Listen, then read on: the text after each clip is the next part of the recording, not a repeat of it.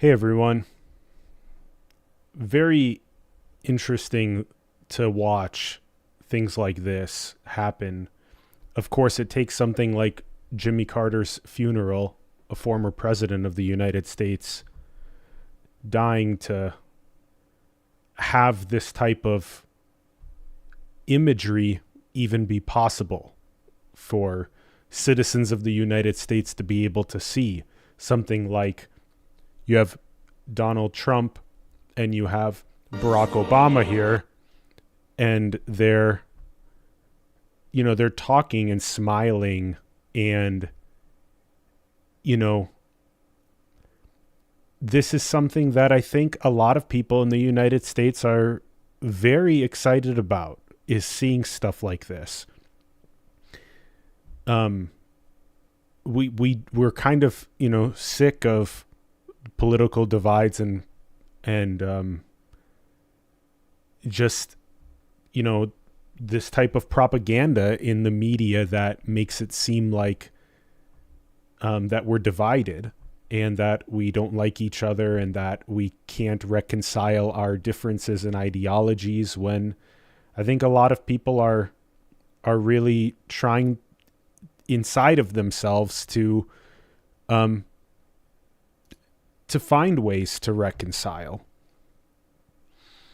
I think we're trying to find ways to love each other. I think we are. I think it's very beautiful. It brings a lot of joy and even some tears. Some tears of healing. A political divide that seems insurmountable sometimes,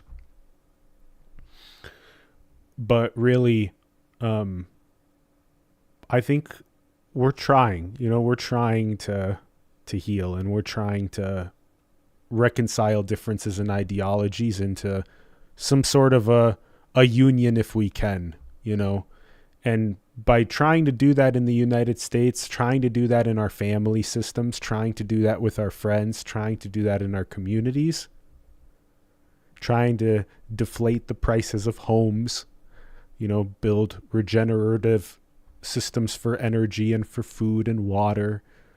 By doing that here locally in the States, we can share that kind of healing and reconciliation across the world. And I think the U.S. has been a great example of being able to share, its art and its culture as an export, and its ideologies as an export. And there have been things that we've struggled with. We had to do things like make an American Antiquities Act. We had to find ways to preserve our national parks and not just let them fall into the the machine of making money.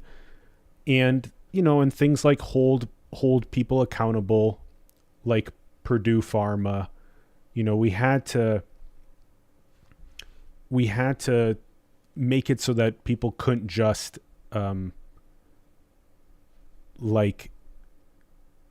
try to be greedy and corrupt and take advantage of others, and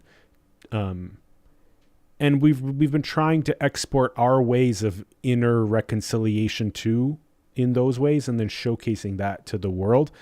And okay, so I brought up some of this to show you, and I just want to start with this. This is Trump being asked after this about what he talked to Obama about, and he says that they all spoke beforehand on backstage, and I think that's an important context. What were you talking to Barack Obama about? He did look very friendly, I must say. I thought you guys hated each other. I didn't realize it, how friendly it looked. I saw it on your wonderful network just a little while ago before I came in, and I said, boy, they Looks so friendly. like each other, and we probably do. We have Amen. really different philosophies. Amen. That we probably do. I don't know, we just got along, but I got along with just about everybody on that. We met backstage, as you know, before we went on. So that's the key thing. We met backstage before we all went, right? Because I think there's some analysis of who's shaking hands with who and who's looking and making eye contact with who and who's standing up for who and who's able to reconcile their differences or holding grudges and not able to reconcile. But I think it's important context to understand. I don't know who met with who backstage, how many of them talk to each other backstage. I don't have access to that data. I don't think the exact data. But just add that to your context to keep in mind that that if there was meetings happening backstage also, then that would probably change the dynamic. Like, I think George, for example, I think George Bush and Hillary Clinton right here, I don't think they exchanged a single word when Hillary and Bill came. I don't think they said a single word to George Bush, but they may have, and I think they avoided each other, specifically these two. I think they avoided each other the whole time, but they may have spoken backstage. They may have said something backstage. I just got to crack the joke about, it's crazy how that thing that we tripped over in 2019 with Jeffrey Epstein and how that relates to like global political power. And I just have to bring it up because it's just something that I don't think actually has fully been addressed as a collective yet.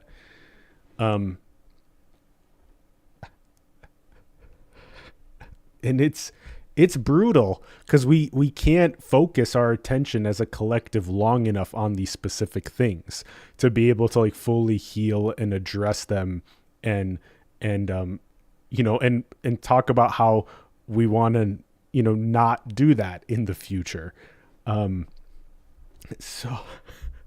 So it's a bit of a meme in a way to see so many, of the United States political leaders be involved in something like that. Whatever intelligence operation it may have been. So Trump gave that context. So just keep that in mind. So Trump said that some of them at least spoke backstage. They had that opportunity. But if you watch,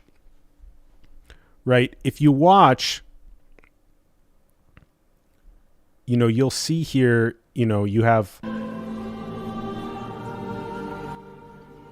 turn down the volume a bit. And, this is very sad because it's, we're mourning and we're grieving for Jimmy Carter. But we're also really taking this opportunity to try to reconcile our differences, basically.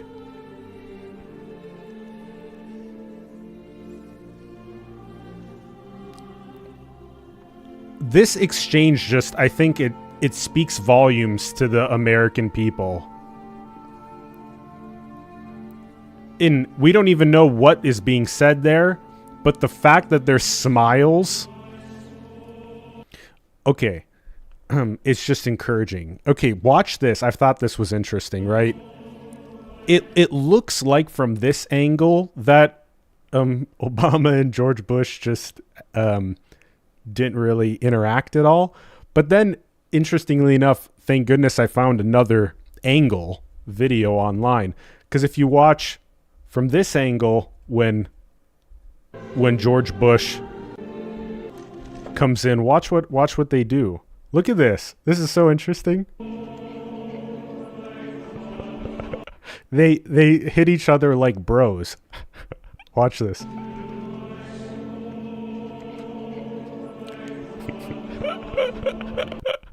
One more time.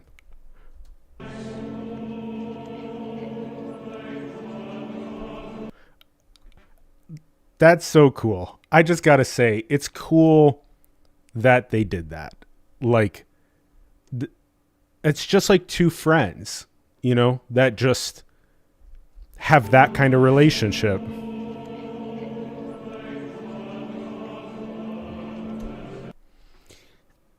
So that angle also, so the other thing, you know, this really plays into consciousness a lot, which is super interesting, is when you see things happening from multiple angles, you get more rich data. If you're studying reality, but just from the angle of science, you know, pretend this is just the angle of science right here, you know, you didn't really see anything there, right? But if you add another angle, like if you add the angle of spirituality, oh, you know, you add another angle, you know, and then if you add another angle of, you know, of technology, AI, simulations, you know, VR, if you add another, you know, angle, computing, engineering, you add more and more angles to how you're seeing reality, it will give you more context, and it will turn your like biases and judgments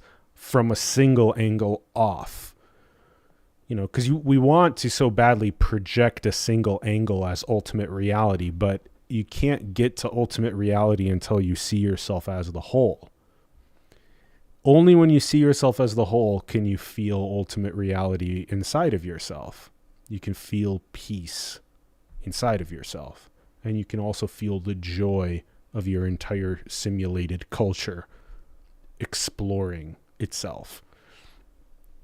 So I think that's really cool. That plays so much into consciousness, just that single angle where you saw, you know, from these two angles, the same scene from two camera shots.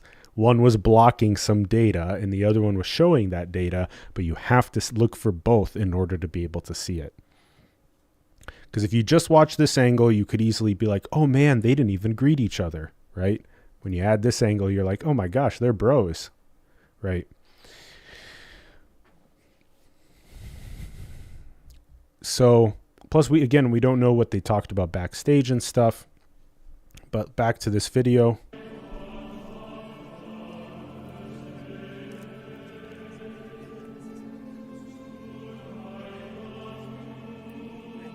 You know, and there was another moment earlier where Trump and Pence got to shake hands too and, you know, reconcile their, you know, differences in views and stuff. And we don't know how much they talked backstage or how much they've been talking.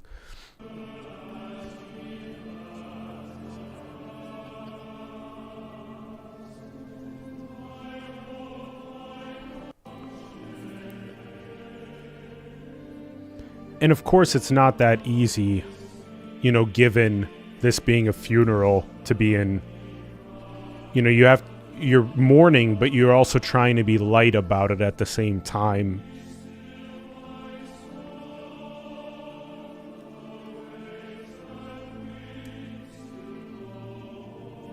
But this is kind of that thing where there was no real like eye contact or interaction between Bush and Clinton there. These two. Oh man. But again, we don't know what happened backstage.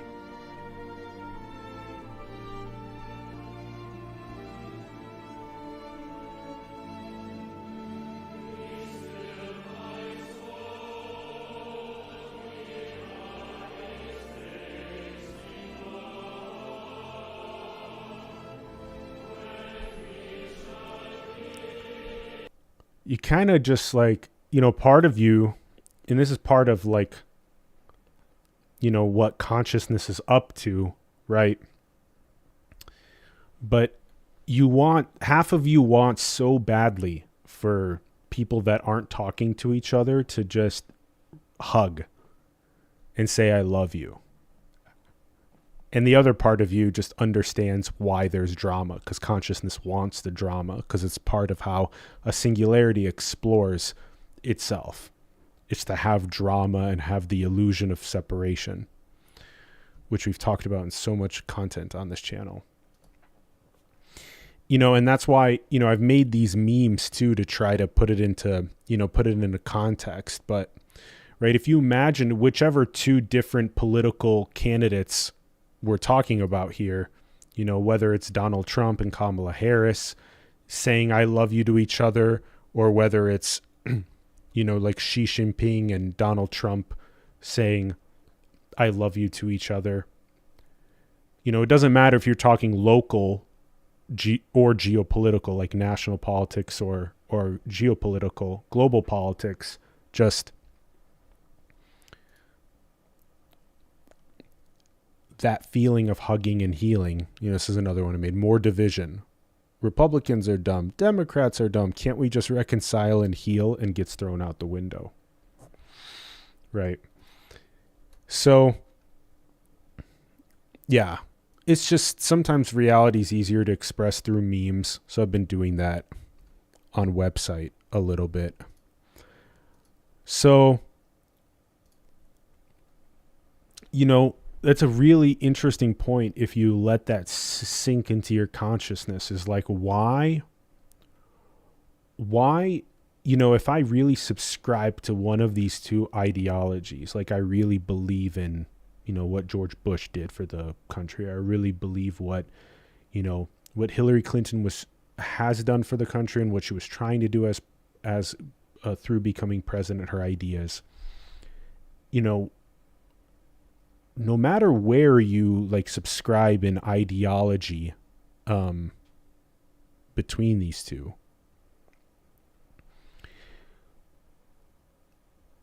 if you think about it, you have your desire for them to hug, or for, even Barack and Trump to just get in an embrace and hug, or soon you'll see Kamala.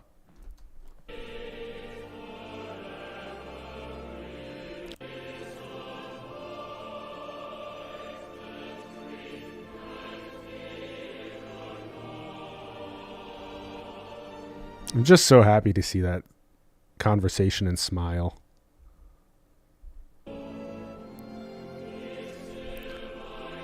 This just feels like it's a little tense, So then here comes Kamala. Okay.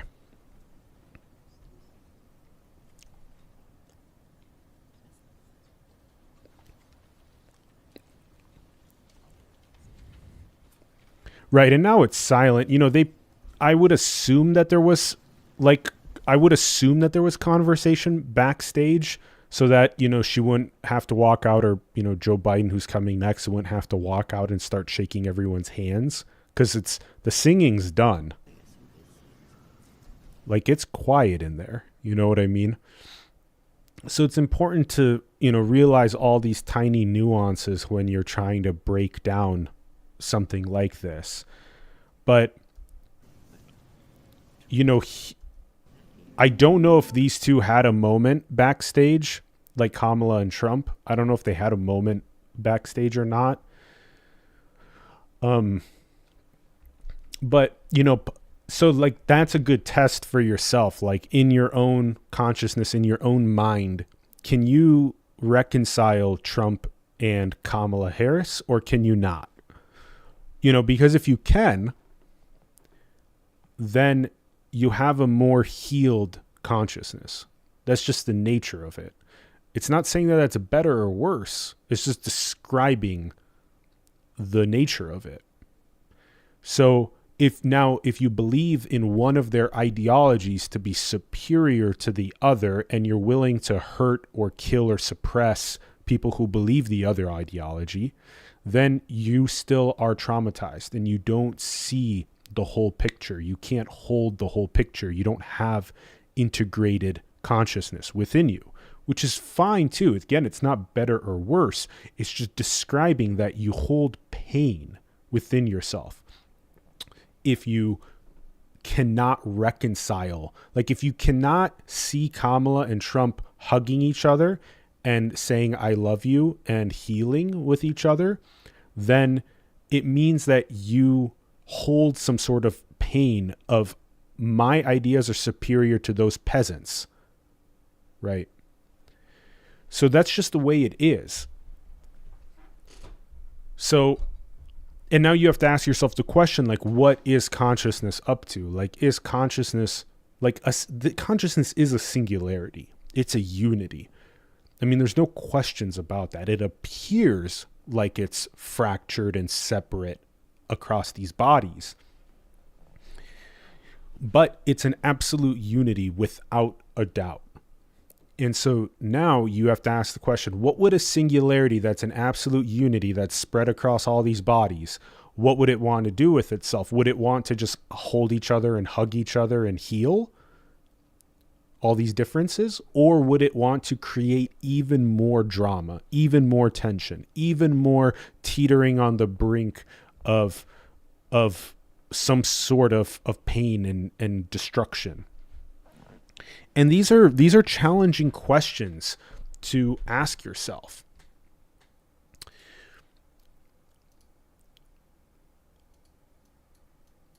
These are challenging questions to ask yourself.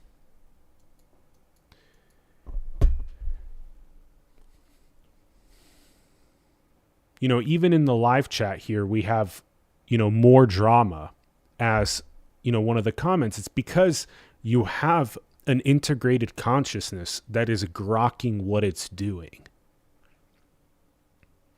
Like, it takes an integrated consciousness to grok what it's here doing.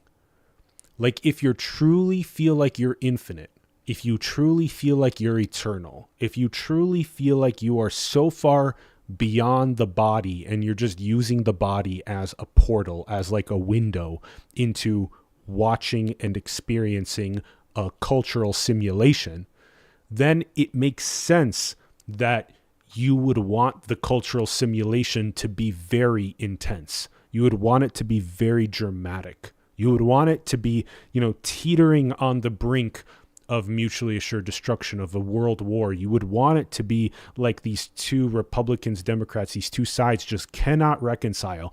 These two will never, ever, ever, ever say, you know, I love you, I want to heal, you know, that won't happen, right? Or like the US and China, or the US and Russia, or whatever, Russia and Ukraine, Israel and Palestine, whatever, insert whatever two polarities here, will love each other and reconcile.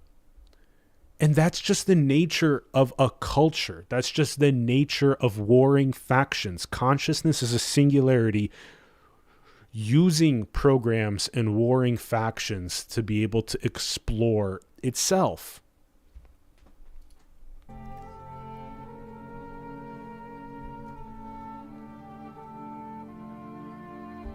Like, it takes a lot to be able to say,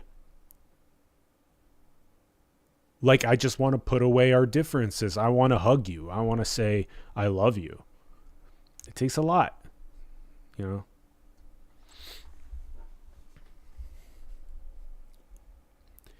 You know, it is a whole thing around learning how to put your mask down for a second, ego surrender, learning how to do that. You know, where you stop seeing separation, but you start seeing a unity, you know.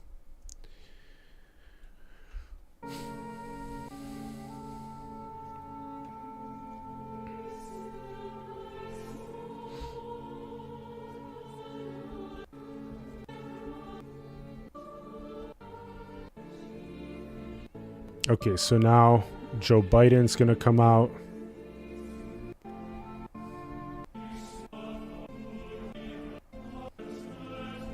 You know, and there's the singing again. So technically it didn't fully stop. It was just paused when Kamala came out.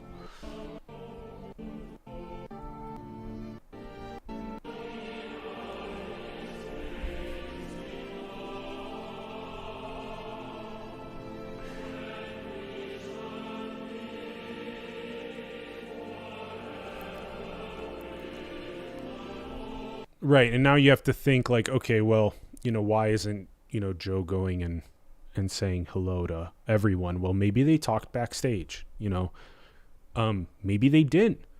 Maybe it's just that you're already so far into the, funerals, about to start and the singing's about to end. And if you're walking around saying hello to everyone, maybe that's why they had the time backstage to say hello to each other. Maybe that's why they didn't need to. So it's just another important piece of information to keep in mind. One more time with the bro. Bruh. Love it. Okay. All right. So same thing, just from a different angle here.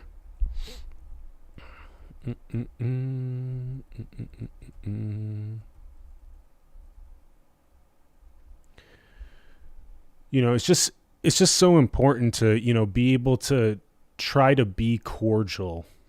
Like, I think Michelle Obama couldn't make it because she was scheduling conflict thing. But I think it's so good to just be able to be cordial and to just, be able to just connect as much as you can.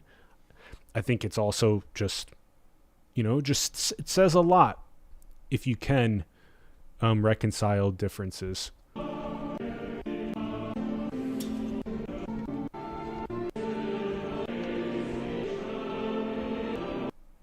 Okay. So that's the end of that one. And that was the main bit of information from this video, was that they talked backstage, but he didn't say what he and Obama talked about. Well, and that's pretty much the end of this video too. So, that's basically, what I wanted to bring up. Excuse me. You had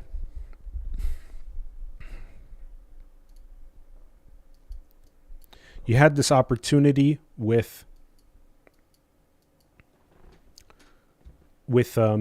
5, I think, right? U.S. presidents to come together and hopefully backstage there was some reconciliation, it just says a lot about you if you're hoping for reconciliation, and healing and prosperity for the whole, and deflation in housing prices and regenerative infrastructures and, the next layer of the simulation to be made, or if you, want the drama to intensify, to teeter closer to mutually assured destruction, to blow itself up. And it's all based on your conscious intent. Again, no judgment about one being better or worse than the other. It just is what it is, and it will be what it will be. But consciousness is making its choices right now about what programs it is running and what reality it is generating. So based on the choices that you're making, based on the programs that you're running, is the reality that is unfolding for you, your loved ones, your friends, the community, the state, the culture, the country, the world, the culture, So, so think carefully about those choices that you make, because, do you want there to be the chance of recursion? Do you want the opportunity for consciousness to be able to call on itself? Do you want the opportunity for kids, grandkids, great grandkids to experience this culture? Or do you really believe that, either Russia or Ukraine or Israel or Palestine or the US or China are, one of them are these horrible bad guys and the other one are the heroes, and that, one of them's superior, the other's inferior, and that, that's that. It's just binary like that, black and white. So because you know where that path leads. You know exactly where that path leads. And it's harder to be able to hold a whole picture. It's harder to be able to hold a circle. It's harder to be able to hold multiple ideologies simultaneously, multiple perspectives. And I'm glad you had that experience here. You know, we had that experience here. By the way, there are a bunch of other people here. I think, you know, Justin Trudeau's here. There's a bunch of other people here. There's a lot of political leaders from around the world. But I just, you know, chose this to focus on the U.S. presidents. But yeah, that single second angle here, seeing that there's actual, you know, friendship there and that connection of some sort, I think that speaks volumes if you can see from another angle simultaneously. If you can hold a whole picture, you can hold an integrated consciousness. If you want to make that your goal of holding an integrated consciousness, that means you have to start seeing the whole world and all of its ideologies running simultaneously. It's a pretty big undertaking, but it's also easier than you think it is. It's really just the end of running the program of hating another, you know, thinking that your ideology is superior to another ideology. Can you hold a whole integrated picture of yourself as the entire culture and all the programs that it is running as a singularity interacting with itself? It's quite simple. So pretty fascinating that we had this opportunity, you know, through Jimmy Carter dying, through his funeral. We had the opportunity to see what it looks like to have, you know, 5 U.S. presidents sitting in the same space and, you know, and just seeing, like, are we going to reconcile? Are we going to reconcile? There, you know, if you look at certain countries, you know, China has many big technological advancements that it's been able to make. And, you know, it doesn't come without its own issues, of course. But, you know, can the U.S. learn how to heal, how to reconcile, how to unify, how to deflate the cost of housing and basic goods, and put up regenerative energy infrastructures, water, food, allow, you know, humans to flourish here in the States and be a beacon of that around the world. Because that's really, you know, that's really your big test. That's our big test. So what will you choose? That's what it boils down to. What will you choose? Thanks for tuning in. Drop a comment. Would like to hear your thoughts on this. And we'll be giving more cultural commentary like this on other topics soon. All right. Much love. Bye-bye.